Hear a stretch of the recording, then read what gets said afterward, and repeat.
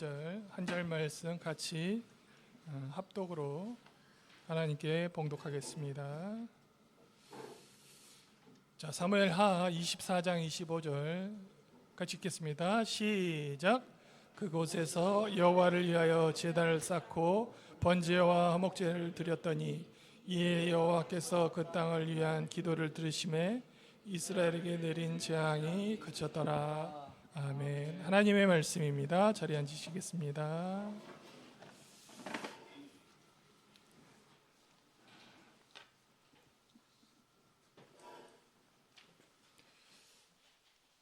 사랑하는 충만한 교회 성도 여러분, 오늘은 2025년 마지막 밤과 2026년의 첫날이 만나는 지점에 함께 서 있습니다. 특별히 올해 우리에게는 떨림과 기대가 교차하는 소식이 있습니다. 바로 올해 내년 11월 신도시 개발로 인해서 정든 이 터전을 떠나 하나님이 예비하신 새로운 처소로 이동해야 한다는 사실입니다. 성도 여러분, 성경에서 이동은 언제나 하나님께서 일하심의 시작이었습니다. 아브라함이 갈 바를 알지 못하고 떠날 때 복의 근원이 되었고, 이스라엘은 애굽을 떠나서 광야로 나갈 때 광야에서 하나님을 대면하게 됩니다. 오늘 우리는 성경 속에 나타난 성막과 성전의 역사를 통해서 우리가 세울 새로운 제단이 어떤 복을 가져올지 함께 확인해 보고자 합니다. 이스라엘 역사 속에서 하나님의 성소, 회막, 성전, 영적 성전이 세워지거나 예배가 회복될 때 하나님께서는 항상 그분의 백성에게 특별한 복과 은혜를 부어 주셨습니다. 성경 구절과 함께 그 축복들을 이 시간에 정리해 드리려고 합니다. 첫 번째로, 출애굽에 성공한 이스라엘 백성들이 광야에서 회막을 완성합니다. 모세에게 도면을 주시고 그 도면대로 회막이 준공된 다음에 있었던 일들을 보겠습니다. 이스라엘이 광야에서 회막을 완공했을 때 놀라운 광경이 펼쳐졌습니다. 구름이 회막을 덮었고 여호와의 영광이 충만했습니다. 그 영광이 얼마나 압도적이었는지 모세조차 들어갈 수가 없었습니다. 구름이 떠오르면 전진하고 구름이 멈추면 멈추었습니다. 낮에는 구름으로, 밤에는 불이 그들과 함께 했었습니다. 출애굽기 40장을 열어주시면 34절에서 38절입니다. 제가 읽어드릴게요. 구름이 회막에 덮이고 여호와의 영광이 성막에 충만하며 모세가 회막에 들어갈 수 없었으니 이는 구름이 회막 위에 덮이고 여호와의 영광이 성막에 충만함이었으며 36절, 구름이 성막 위에서 떠오를 때 이스라엘 자손이 그 모든 행진하는 길에 앞으로 나아갔고 구름이 떠오르지 않을 때에는 떠오르는 날까지 나아가지 아니하였으며 38절, 낮에는 여호와의 구름이 성막 위에 있고 밤에는 불이 그 구름 가운데 있음을 이스라엘의 온 족속이 그 모든 행진하는 길에서 그들의 눈으로 보았더라. 먼저 34절을 열어주시면, 구름이 회막에 덮이고 여호와의 영광이 성막에 충만하게 임했습니다. 35절, 그 영광이 너무나도 압도적이어서 지도자였던 모세조차 감히 성막 안으로 들어갈 수가 없었습니다. 36, 37절을 보시면 구름이 떠오르면 행진하고 구름이 머물면 떠나지 않고 기다리는 이동의 원칙이 세워지고 38절, 낮에는 여호와의 구름이 밤에는 불이 그 구름 속에 있음을 이스라엘 온 족속이 그 모든 행진하는 길에서 보았습니다. 하나님이 이스라엘 백성을 만나주지 않았거든요. 처음에는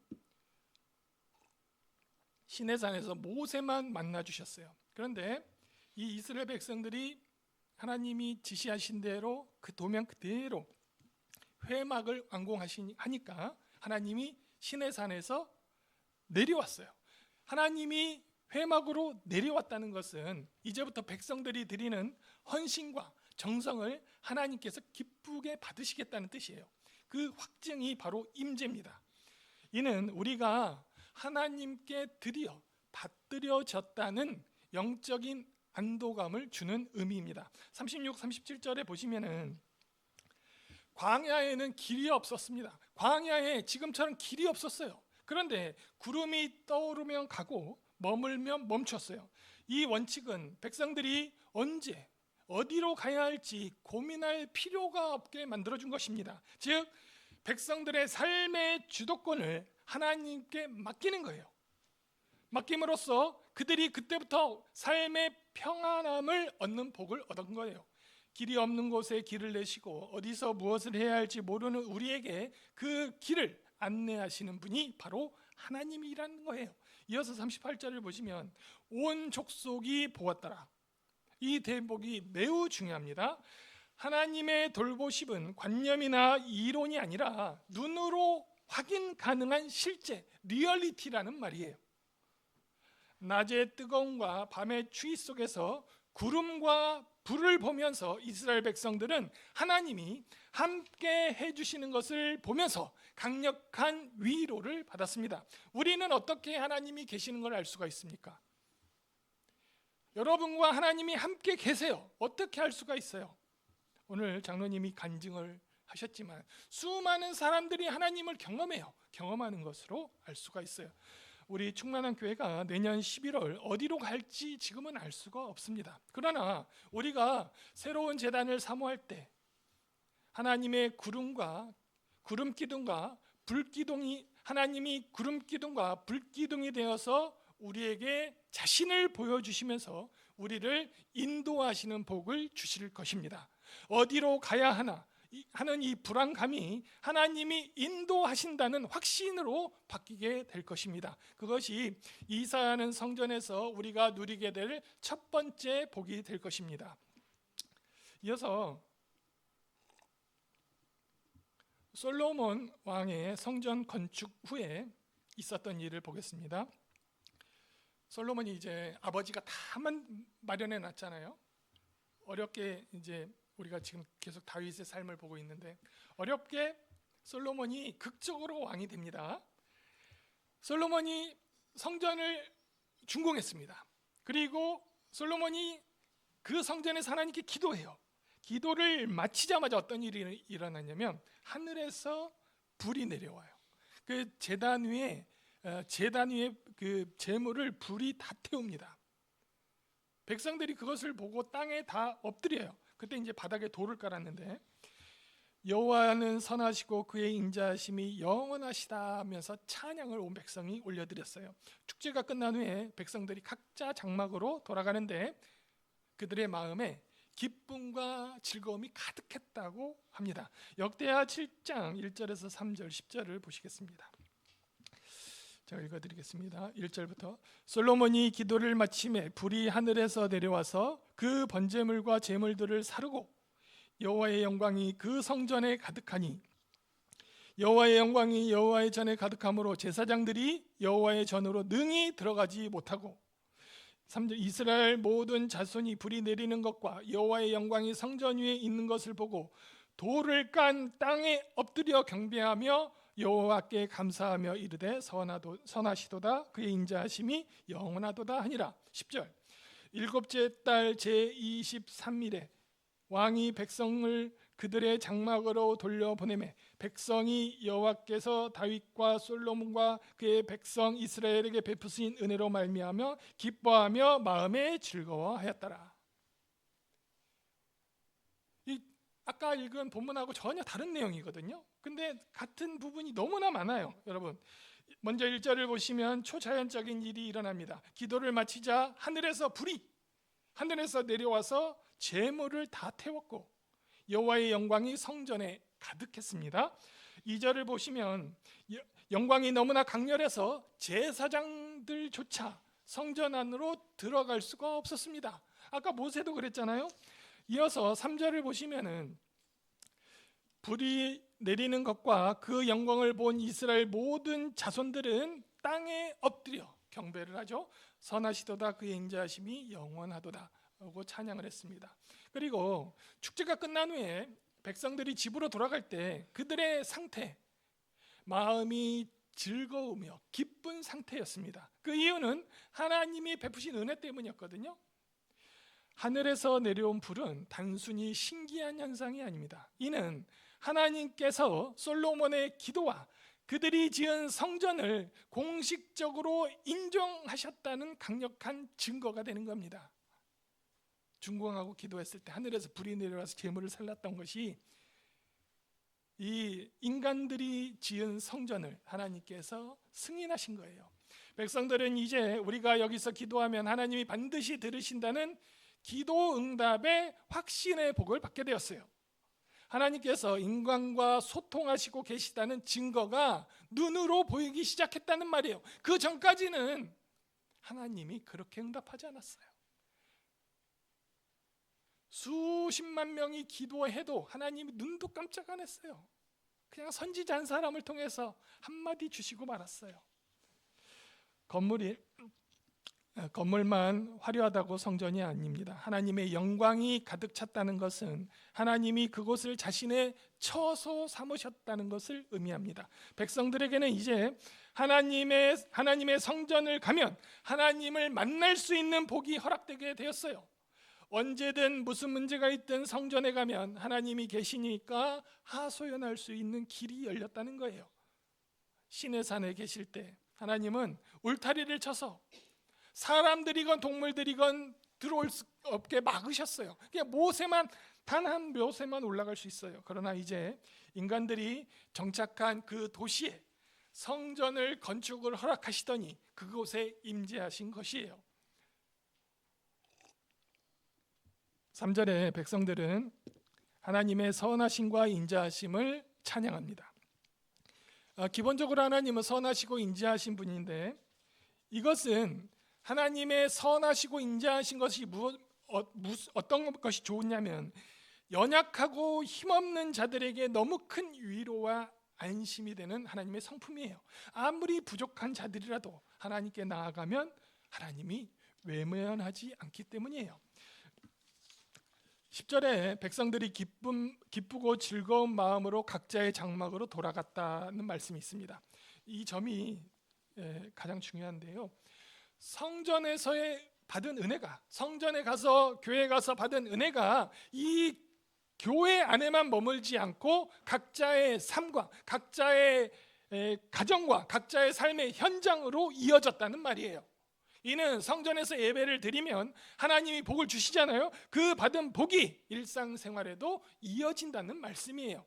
교회 따로 세상 따로가 아니라 하나님께 은혜 받은 자들의 기쁨으로 집으로 돌아가서 그곳에서도 마찬가지로 하나님으로 인해서 기쁨을 누리게 되었다는 뜻이에요. 우리가 새로운 성전으로 옮겨가는 우리 교회는 불의 응답이 일어나는 곳이 될 것입니다. 우리가 새 성전에서 무릎을 꿇고 여러분의 가정 문제, 자녀의 눈물, 하나님이 즉각적으로 응답하는 역사가 일어날 줄을 믿습니다. 교회에서 받은 은혜가 여러분 집 안방까지 흘러가는 역사가 시작이 될 것입니다. 새로운 성전으로 이동하는 것은 이처럼 은혜의 복이 기다리는 일입니다. 여러분, 세 번째로 바벨론 포로에서 이스라엘 백성이 귀환을 합니다. 그때 성전을 재건축하거든요. 스룹바벨 성전이라고 하는데요. 바벨론으로 포로 끌려갔다. 이 말은 뭐냐면요, 유대인들이 완전히 망했다는 뜻이에요. 지금 우리가 계속해서 다윗의 이야기를 보고 있는데 다윗이 막 나라를 부강시키고 확장시키잖아요. 그 나라가 완전히 망해서 없어졌어요. 솔로몬 다음에 나라가 남북으로 갈라지거든요. 지금 우리나라도 마찬가지. 북쪽은 이미 오래전에 망해서 없어졌고 11지파는 남쪽 유다 지파만 남았는데 그들이 바벨론 시대에 포로로 끌려가요. 왜냐하면 하나님을 멀리했기 때문에 결국 망했어요. 그런데 어느 날 포로에서 돌아와서 새로운 성전을 세웁니다. 이 성전은 솔로몬 성전에 비해서 너무나 초라해요. 그러나 하나님이 선포하십니다.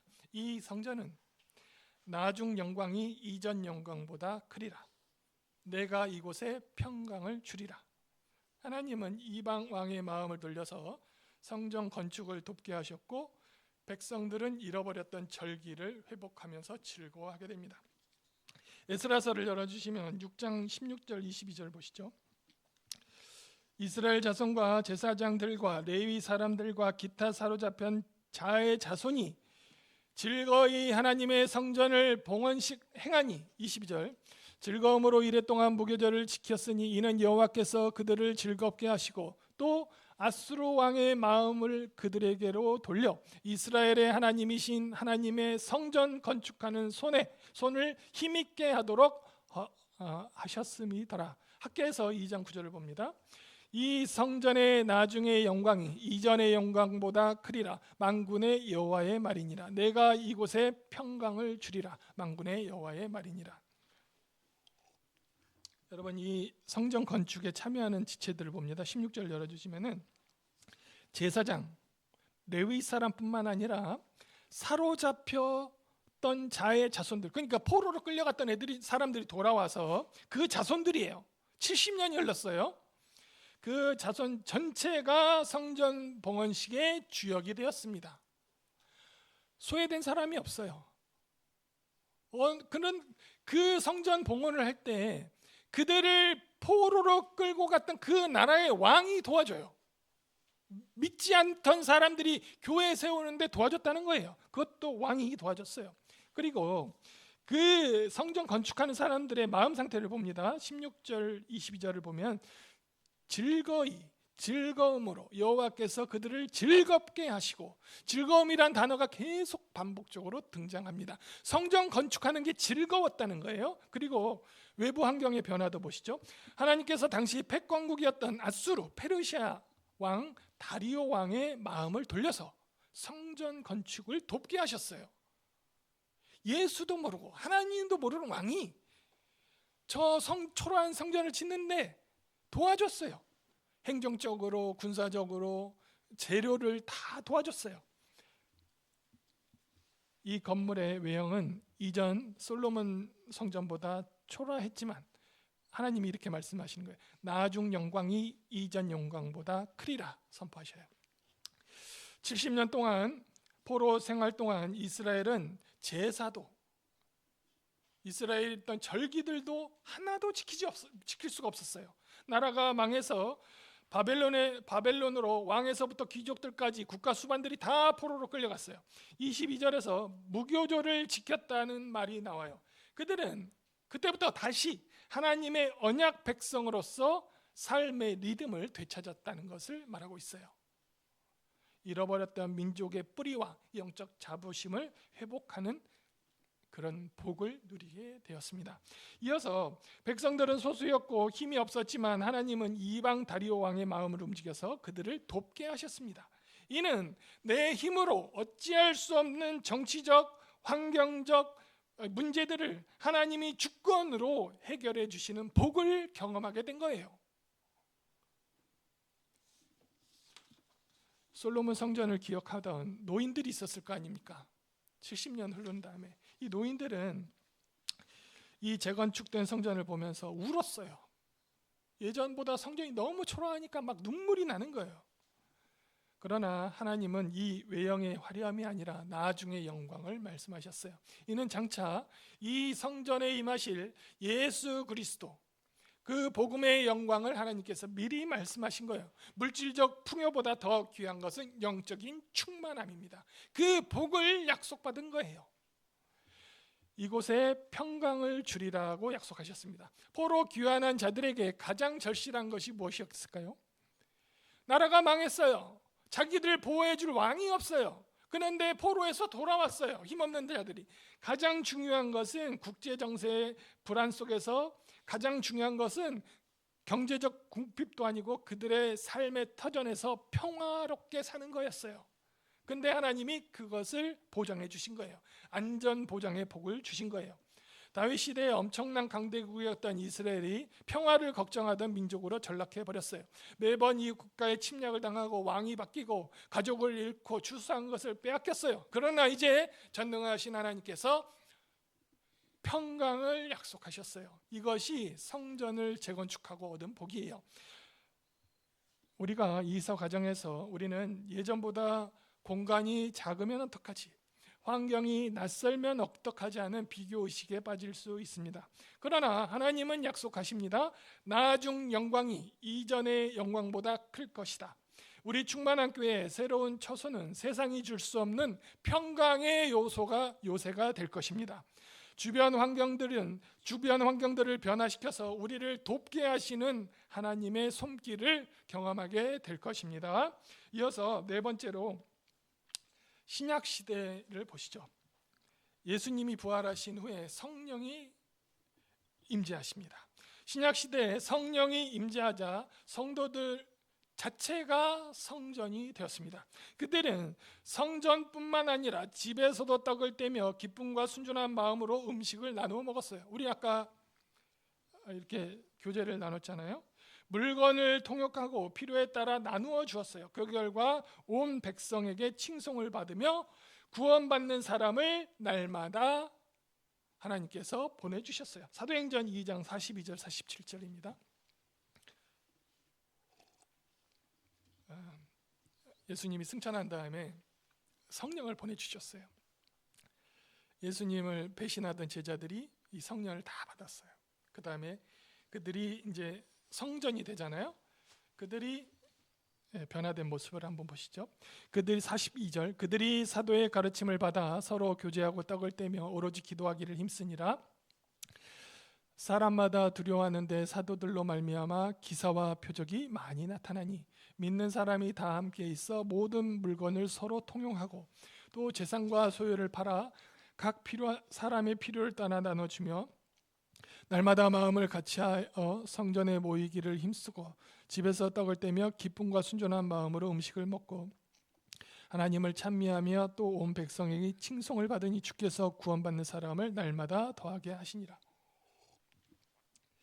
42절에 사도의 가르침을 받고 서로 교제하며 떡을 떼고 오로지 기도하기 힘썼습니다. 43절 사도들로 말미암아 기사와 표적이 많이 나타났으며 사람마다 두려워 경외했어요. 그리고 44절 45절을 보면은 믿는 사람이 다 함께 있어 모든 물건을 서로 통용하고 재산과 소유를 팔아서 각 사람의 필요를 따라 나누어 주었습니다. 46절 날마다 마음을 같이하여 성전에도 모이고 집에서도 떡을 떼었습니다. 47절 하나님을 찬미하며 온 백성에게 칭송을 받으니 주께서 구원받는 삶을 날마다 더하게 하셨습니다. 이제 성전이 건물에서 사람들 몸으로 옮겨왔습니다. 과거에 하나님을 만나기 위해서 특정한 건물 예루살렘 성전으로 가야 했습니다. 그러나 부활하신 예수님이 성령으로 각 사람 안에게 임하시면서 성도들의 모임 자체가 성전이 되었습니다. 그래서 여러분 46절을 열어주시고 잘 보세요. 성전과 집의 구분 없이 성령 충만하여 기쁨과 순전한 마음이 되었습니다. 성전과 집의 구별 없이, 그러니까 성도들이 모인 곳에서 그 장소가 중요한 것이 아니라 그곳에 모인 사람들이 중요한 거예요. 삶의 모든 영역이 하나님의 임재 장소가 되는 거예요. 그런 복을 받게 되었습니다. 솔로몬의 성전에 구름과 불이 임했다면 이제는 성도들의 교제 사이에 하나님의 영광이 임합니다. 44절 45절에 유무상통은 단순히 자선사업이 아니라 성도끼리 지체로서 예수님의 사랑이 막힘없이 흐르는 혈액순환과 같은 모습을 묘사하고 있는 것입니다. 이렇게 되면 소외되고 고립되고 외톨이들이 해방되는 복을 누리게 됩니다. 이어서 구약 성전은 고정된 장소였으나 예수님을 머리로 한 신약 성전은 살아 움직여서 부흥을 합니다. 47절을 보시면 구원받는 사람을 날마다 더하게 하셨다는 것은 성전의 벽이 허물어지고 세상 속으로 하나님 나라가 침투해 들어가는 역동적인 생명력의 복을 누리게 되는 것을 말하고 있습니다. 46절을 보시면 기쁨과 순전한 마음은 외부에서 주어지는 일시적인 것이 아니에요. 부활하신 예수님 안에 내가 계시다는 확신, 즉 성전된 자의 내면의 평강입니다. 제사가 이제 형식적으로 드리는 제사가 아니라 삶의 기쁨이 되는 거예요. 결론적으로 교회 터전이, 우리가 이제 이사를 갈 텐데 교회 터전의 이사가 단순히 주소지 변경하는 것이 아니에요. 우리 충만한 교회가 이 지역을 넘어서 새로운 지역으로 영적 흐름을 바꾸는 이동하는 성전이 되는 사건이 바로 우리 교회가 이사하는 사건입니다. 새 처소에서 우리는 더 뜨겁게 사랑하고 더 역동적으로 전도하면서 구원받은 수가 날마다 더하는 성장의 기쁨을 맛보게 될 것입니다. 마지막으로 다윗의 타작마당을 볼 텐데요. 여러분, 사무엘하 24장 이 말씀은 우리 교회 올해 달력의 표제의 말씀이에요. 달력을 만들면서 제가 벌써 이 말씀을 넣었어요.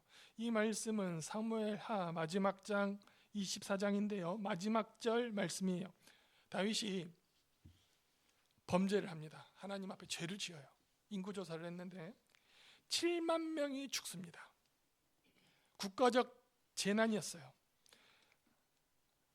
아라우나의 타작마당은 죽음의 천사가 칼을 들고 서 있는 공포의 장소였습니다. 그러나 다윗이 그곳에 제단을 쌓고 번제를 드렸을 때 하나님은 그 땅을 위한 기도를 들으셨고 재앙을 그치셨습니다. 25절,